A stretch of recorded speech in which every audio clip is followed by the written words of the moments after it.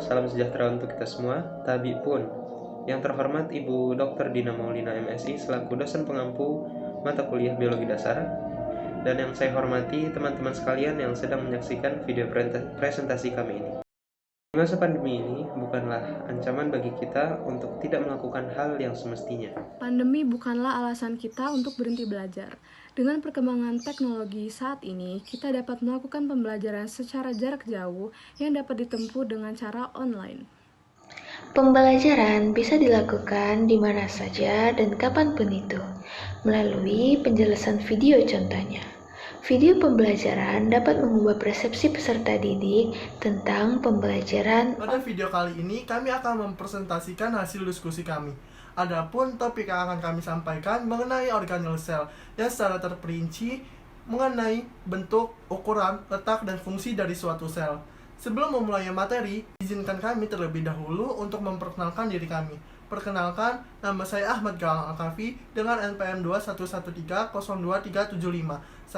Nama saya Tarisa Malini Janui Telembanua, NPM 21130233039. Perkenalkan, nama saya Diaul Haq dengan NPM 21130230005. Nama saya Zaid Aiman Abdul Ghani dengan NPM 21130230057. Baiklah, marilah kita menyaksikan video yang akan kami presentasikan. Pengertian sel. Sel merupakan unit organisasi terkecil yang menjadi dasar kehidupan dalam arti biologis. Semua fungsi kehidupan diatur dan berlangsung di dalam sel. Karenanya, sel dapat berfungsi secara otonom selama seluruh kebutuhan hidupnya terpenuhi. Makhluk hidup atau organisme tersusun dari satu sel yang disebut dengan uniseluler, misalnya bakteri, archaea, serta sejumlah fungi dan protozoa, atau dari banyak sel yang sering disebut dengan multiseluler. Kita akan melihat beberapa perbedaan penting, contohnya hanya sel tumbuhan yang memiliki kloroplas, di mana fotosintesis terjadi, dan dinding sel yang menjadikan struktur tumbuhan kaku, dan hanya sel hewan yang memiliki lisosom, atau gelembung berisi enzim pencernaan yang dikelilingi oleh membran. Berikut adalah gambar sel hewan dan sel tumbuhan yang perbedaannya akan kita bahas lebih lanjut pada slide berikutnya. Struktur membran. Membran plasma adalah pembatas yang memisahkan sel hidup dari sekelilingnya yang tak hidup. Membran plasma dapat mengatur lalu lintas zat-zat kimia yang keluar masuk sel. Seperti juga semua benda biologis, struktur membran plasma berkolerasi dengan fungsinya. Membran plasma dan membran-membran lainnya pada sel terutama tersusun atas fosfolipid. Setiap fosfolipid terdiri atas dua wilayah yang berbeda, kepala dengan gugus bermuatan negatif dan dua ekor asam lemak nonpolar. Fosfolipid mengelompokkan bersama membentuk selembar lapisan ganda yang disebut lapisan ganda fosfolipid. Fosfolipid dan sebagian besar protein bisa mengembangkan kesana kemari di dalam membran. Oleh karena itu, membran sel merupakan sebuah mosaik cair karena molekul-molekulnya bisa bergerak bebas melalui satu sama lain. Dan mosaik karena keanekaragaman protein yang mengembang bagaikan gunung es di dalam lautan fosfolipid. Berikut adalah gambar di mana letak membran plasma. Gambar A menunjukkan lapisan ganda fosfolipid pada membran. Dalam air, fosfolipid menata diri membentuk lapisan ganda. Simbol fosfolipid seperti lollipop dengan dua buah batang berlekuk-lekuk. Kepala adalah ujung dengan gugus fosfat, sementara dua ekor adalah rantai karbon dan hidrogen. Tatanan lapisan ganda menjaga kepala tetap terjaga ke air, sementara ekor berada di interior membran yang berminyak. Gambar B menjelaskan tentang model mosaik cair pada membran. Protein-protein membran seperti fosfolipid memiliki wilayah hidrofilik maupun wilayah hidrofobik. Permukaan sel. Di sekeliling membran plasma sel tumbuhan terdapat dinding sel yang terbuat dari serat selulosa, yang merupakan rantai panjang polisakarida. Dinding ini melindungi sel, mempertahankan bentuk sel, dan mencegah sel menyerap terlalu banyak air agar tidak meletus. Sel tumbuhan terhubung pada satu sama lain melalui saluran-saluran yang menembus dinding sel dan menggabungkan sitoplasma setiap sel dengan sitoplasma sel tetangganya. Saluran-saluran ini memungkinkan air dan molekul kecil lainnya bergerak dari sel ke sel, sehingga aktivitas satu jaringan pun terintegrasi. Sel hewan tidak memiliki dinding sel, namun sebagian besar sel mensekresikan selubung lengket yang disebut matriks ekstraseluler. Permukaan sebagian besar sel hewan memiliki sambungan sel, struktur yang menghubungkan sel-sel menjadi jaringan sehingga bisa berfungsi secara terkoordinasi. Nukleus dan ribosom kontrol genetik pada sel. Nukleus adalah pusat kontrol sel. Di nukleus inilah rencana utama disimpan, perintah diberikan, perubahan dilakukan sebagai tanggapan atau respons terhadap faktor-faktor eksternal, dan proses pembuatan pabrik baru diinisiasi. Pada amplop nukleus, mirip strukturnya dengan membran plasma. Lapisan ganda fosfolipid beserta protein-protein terkait. Pori-pori pada amplop memungkinkan materi-materi tertentu berlalu lalang antara nukleus dan sitoplasma di sekelilingnya. Di dalam nukleus, molekul-molekul DNA panjang dan protein-protein terkait membentuk serat yang disebut kromatin. Setiap serat kromatin panjang menyusun satu kromosom. Yang kedua, ribosom. Bintik-bintik biru kecil di dalam sel dan di sebelah luar nukleus mempresentasikan ribosom. Ribosom bertanggung jawab atas sintesis protein. Di dalam sitoplasma, ribosom mulai bekerja. Berapa ribosom tersuspensi dalam sitosol, membuat protein-protein yang tetap berada di dalam cairan sel. Ribosom lain atau kasar melekat di sebelah luar nukleus atau pada organel yang disebut retikulum endoplasma, membuat protein-protein yang digabungkan ke dalam membran atau disekresikan keluar. Berikut gambar letak nukleus. Nukleus dipisahkan dari sitoplasma oleh membran ganda yang disebut amplop nukleus. Pada amplop nukleus mirip strukturnya dengan membran plasma. Lapisan ganda fosfolipid beserta protein-protein terkait. Pori-pori pada amplop memungkinkan materi-materi tertentu berlalu lalang antara nukleus dan sitoplasma di sekelilingnya. Salah satu materi terpenting yang berlalu lalang antara nukleus dan sitoplasma melalui pori-pori nukleus adalah molekul RNA yang membawa instruksi untuk membangun protein. Di dalam nukleus, molekul-molekul DNA panjang dan protein-protein terkait membentuk serat yang disebut kromatin. Setiap serat kromatin panjang menyusun satu kromosom. Jumlah kromosom dalam sebuah sel bergantung pada spesiesnya. Contohnya, setiap sel tubuh manusia memiliki 46 kromosom, sementara sel padi memiliki 24 kromosom dan sel anjing memiliki 78 kromosom. Struktur menonjol di dalam nukleus adalah tempat pembuatan komponen-komponen ribosom. Berikutnya gambar letak ribosom. Ribosom bertanggung jawab atas sintesis protein. Dalam sel eukariotik, komponen-komponen ribosom dibuat di dalam nukleus dan kemudian diangkut melalui pori-pori pada amplop nukleus ke dalam sitoplasma. Di dalam sitoplasmalah ribosom mulai bekerja.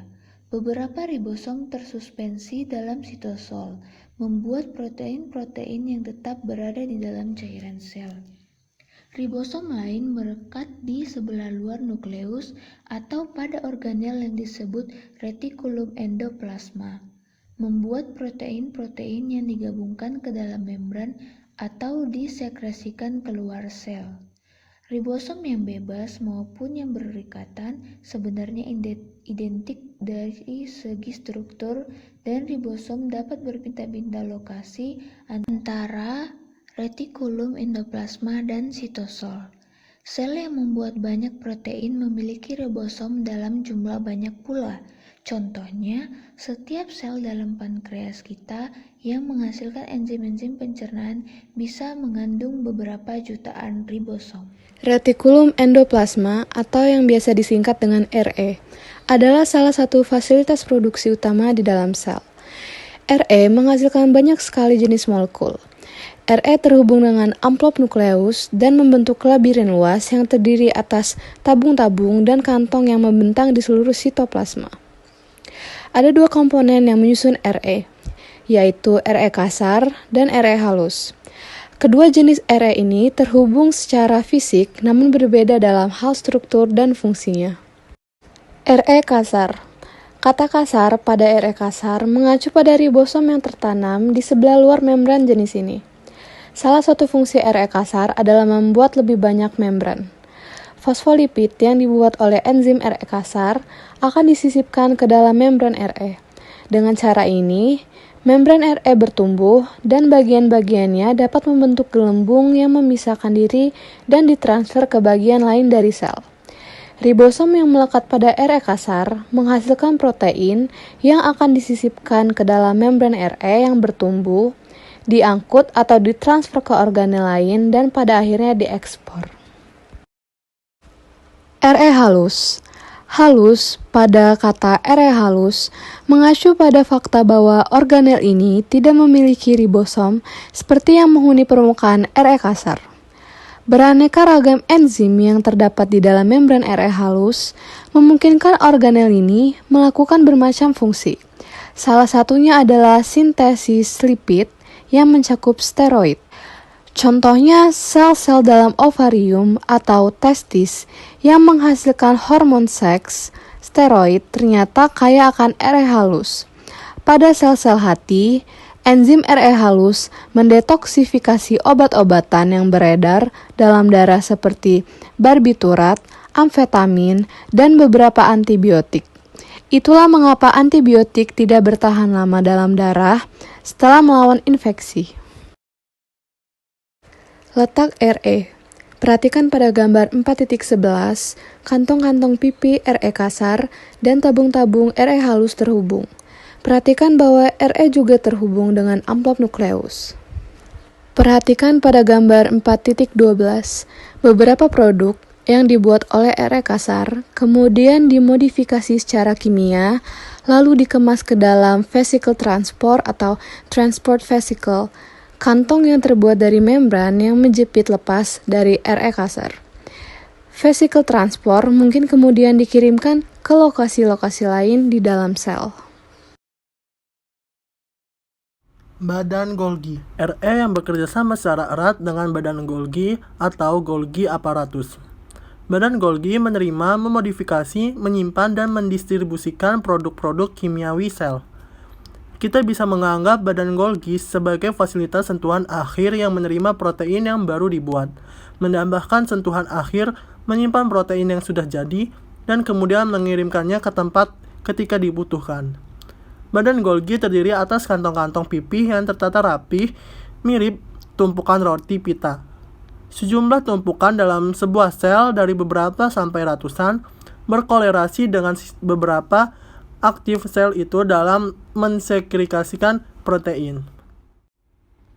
Adapun letak badan Golgi memiliki bentuk yang juga sangat bervariasi. Untuk beberapa sel bentuknya itu kompak serta juga terbatas, sedang untuk di macam sel lainnya bentuknya seperti berupa jalinan serta tersebar.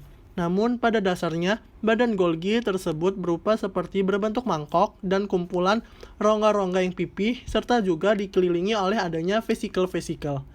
Aparatus Golgi ini dapat ditemui serta dikelilingi di inti, di tepi atau juga tersebar. Jumlahnya itu mulai dari 1 sampai ratusan pada tiap sel. Dengan menggunakan mikroskop, badan Golgi kemudian bisa dilihat strukturnya, yakni merupakan membran khusus yang memiliki bentuk bervariasi. Telah terbukti bahwa organel tersebut dijumpai di hampir seluruh jenis sel hewan serta tumbuhan. Lisosom. Lisosom adalah kantung terselubung membran berisikan enzim-enzim pencernaan yang ditemukan di dalam sel hewan. Sebagian besar sel tumbuhan tidak memiliki lisosom. Enzim di dalam lisosom dapat menguraikan molekul-molekul besar, seperti protein, polisakarida, lemak, dan asam nukleat. Lisosom menyediakan kompartemen di mana sel bisa mencerna molekul-molekul ini secara aman, tanpa membahayakan sel, yang juga bisa dihancurkan oleh enzim pencernaan itu sendiri. Lisosom memiliki beberapa jenis fungsi pencernaan. Lisosom menyatu dengan vakuola makanan, sehingga makanan terpajan ke enzim pencernaan. Lisosom juga membantu menghancurkan bakteri berbahaya. Contohnya, sel darah putih kita menelan bakteri ke dalam vakuola, dan enzim-enzim lisosom yang dilepaskan ke dalam vakuola tersebut menghancurkan dinding sel bakteri.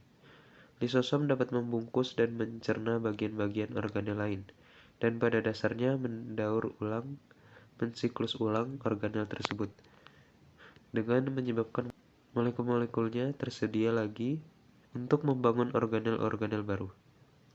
Lisosom juga memiliki fungsi pembentuk dalam perkembangan. Letak lisosom. Bentuk lisosom agak bulat, dibatasi oleh sistem membran tunggal dengan diameter sekitar 1,5 mikron, dan letak lisosom berada di dekat badan Golgi. Vakuola. Vakuola adalah kantong besar yang terbuat dari membran yang menjepit lepas dari RE atau badan Golgi. Protista air tawar tertentu memiliki vakuola kontraktil yang memompa keluar air berlebih yang mengalir ke dalam sel.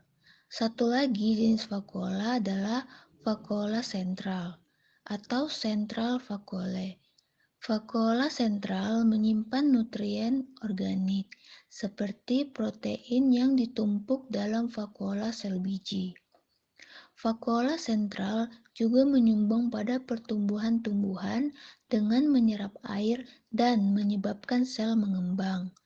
Dalam sel mahkota bunga, vakuola sentral mungkin berisikan pigmen yang memikat serangga penyerbuk.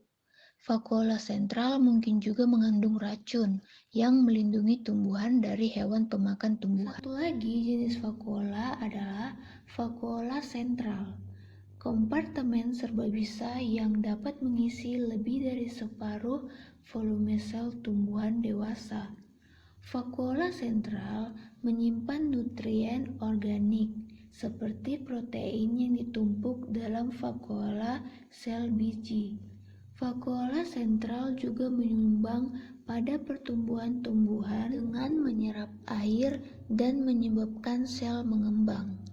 Dalam sel mahkota bunga, vakuola sentral mungkin berisikan pigmen yang memikat serangga penyerbuk. Vakuola sentral mungkin juga mengandung racun yang melindungi tumbuhan dari hewan pemakan tumbuhan.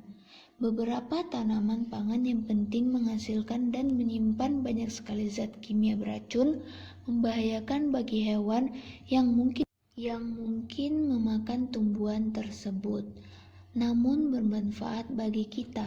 Misalnya, tumbuhan tembakau yang menyimpan nikotin dan tumbuhan kopi serta teh yang menyimpan kafein. Kafein dalam teh yang membuat kita kuat terjaga juga melindungi tumbuhan teh dari herbivore. Kloroplas. Sebagian besar makhluk hidup memanfaatkan energi yang disediakan oleh fotosintesis, yaitu konversi energi sinar dari matahari menjadi energi kimia dalam gula dan molekul-molekul organik yang lain. Kloroplas yang hanya ditemukan dalam sel fotosintetik pada tumbuhan dan alga adalah organel yang melakukan fotosintesis. Kloroplas dipartisi menjadi kompartemen-kompartemen oleh dua membran, yang satu terletak di dalam membran yang lainnya. Letak kloroplas. Perhatikan pada gambar di sebelah kanan. Stroma adalah cairan kental yang ditemukan di dalam membran paling dalam.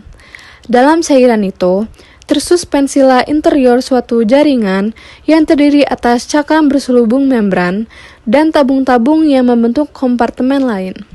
Perhatikan juga pada gambar tersebut bahwa cakram-cakram itu membentuk tumpukan-tumpukan yang saling berhubungan yang disebut dengan grana. Grana merupakan sesuatu yang menyerupai tumpukan uang logam. Grana adalah panel tenaga surya kloroplas. karena merupakan struktur-struktur yang menangkap energi sinar dan mengonversinya menjadi energi kimia. Mitokondria. Mitokondria ini ditemukan pada nyaris semua sel eukariotik, termasuk sel tumbuhan dan hewan. Mitokondria bentuk tunggalnya mitokondrion adalah organel tempat berlangsungnya respirasi seluler. Selama respirasi, energi dipanen dari gula dan ditransformasikan menjadi bentuk energi kimia yang disebut ATP. Sel menggunakan ATP sebagai sumber energi langsung. Sebuah amplop yang terdiri atas dua membran menyelubungi mitokondria, sementara membran sebelah dalam menyelubungi cairan kental yang disebut matriks mitokondria. Membran sebelah dalam pada amplop memiliki banyak perlekukan yang disebut krista. Selain kemampuannya untuk menyediakan energi, mitokondria dan kloroplas memiliki satu sama lain. Keduanya memiliki DNA yang mengkodekan sebagai proteinnya sendiri yang dibuat oleh ribosomnya sendiri. Adapun letak mitokondria, berbentuk benang atau granula. Letaknya tersebar acak di sitoplasma atau menepati lokasi tertentu di dalam sel, misalnya pada sel otot lurik. Mitokondria mempunyai dua lapis membran, yaitu membran luar dan membran dalam. Pada sel hewan maupun sel tumbuhan, tempatnya tidak bergerak-gerak, namun jika pada spermatozoa, mitokondria terletak di bagian leher. Sitoskeleton, bentuk dan pergerakan sel. Sel memiliki infrastruktur yang disebut sitoskeleton, jejaring serat-serat protein yang menyebar di seluruh sitoplasma. Sitoskeleton berperan sebagai rangka sekaligus otot bagi sel, berfungsi dalam penopangan dan pergerakan. Tanpa sitoskeleton, sel-sel kita akan runtuh ke dalam, mirip rumah yang runtuh ketika tidak ada penyangga-penyangganya. Mempertahankan bentuk sel. Salah satu fungsi sitoskeleton adalah memberikan topangan mekanis bagi sel dan mempertahankan bentuknya. Ini terutama penting bagi sel hewan yang tak memiliki daging sel yang kaku, seperti juga rangka bertulang pada tubuh kita yang membantu menjaga posisi organ-organ. Sitoskeleton pun menjadi tempat tambatan dan penguat bagi banyak organel. Misalnya nukleus tetap ditempatkan karena ditahan oleh sangkar dari filamen-filamen sitoskeleton. Letak sitoskeleton. Sitoskeleton merupakan kerangka sel yang kuat dan lentur yang berupa jalinan serabut. Letak sitoskeleton terletak dan tersebar di seluruh sitoplasma. Silia dan flagella. Pada beberapa sel eukariotik, mikrotubulus tersusun menjadi struktur yang disebut flagella dan silia, penjuluran-penjuluran sel yang membantu pergerakannya. Flagella atau bentuk tunggalnya flagellum. Eukariotik mendorong sel maju dengan gerakan mencetus seperti cambuk. Silia atau bentuk tunggalnya cilium. Pada umumnya lebih pendek dan lebih banyak daripada flagella, dan bergerak maju mundur secara terkoordinasi. Baik silia maupun flagella mendorong maju berbagai protista melalui air. Tidak semua hewan memiliki silia atau flagella. Banyak yang tidak punya sama sekali dan nyaris tak pernah ditemukan pada sel tumbuhan. Gambar silia dan flagella. Pada beberapa sel eukariotik, mikrotubulus tersusun menjadi struktur yang disebut flagella dan silia, penjuluran-penjuluran sel yang membantu pergerakan. Flagella atau bentuk tunggalnya flagellum. Eukariotik mendorong sel maju dengan gerakan mencetus seperti cambuk. Flagella sering hanya terdapat satu, namun juga mungkin terdapat berkelompok di permukaan luar protista. Silia, bentuk tunggalnya cilium, pada umumnya lebih pendek dan lebih banyak daripada flagella, dan bergerak maju mundur secara terkoordinasi, bagaikan gerak mendayung berirama oleh beberapa pendayung. Baik silia maupun flagella mendorong maju berbagai protista melalui air. Walaupun berbeda dalam hal panjangnya, jumlahnya dalam setiap sel, dan pola berdenyutnya, silia dan flagella memiliki arsitektur dasar yang sama. Tidak semua hewan memiliki silia atau flagella. Banyak yang tidak punya sama sekali, dan nyaris tak pernah ditemukan pada sel tumbuhan. Adapun kesimpulan dari materi organel sel sebagai berikut. Sel merupakan unit terkecil yang menjadi dasar kehidupan artibiologis.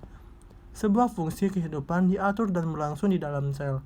Karena itulah, sel dapat berfungsi secara otonom asalkan seluruh kebutuhan hidupnya terpenuhi. Struktur sel dan fungsi-fungsinya secara menakjubkan hampir serupa untuk semua organisme. Namun, jalur evaluasi yang ditumpuk oleh masing-masing golongan besar organisme juga memiliki kekhususan sendiri-sendiri. Sel-sel prokariotik beradaptasi dengan kehidupan uniseluler, sedangkan sel-sel eukariotik beradaptasi untuk hidup saling bekerja sama dalam organisasi yang terorganisir dengan sangat baik. Jaringan komunikasi antara satu sel dengan yang lainnya menghasilkan suatu koordinasi untuk mengatur pertumbuhan, reproduksi, osmoregulasi, dan lain-lain pada berbagai jaringan maupun organ. Itu saja yang dapat kami sampaikan mengenai organel sel yang meliputi bentuk, ukuran, fungsi, dan letak dari suatu sel. Apabila ada kesalahan, kami mohon maaf. Saya akhiri. Wassalamualaikum warahmatullahi wabarakatuh.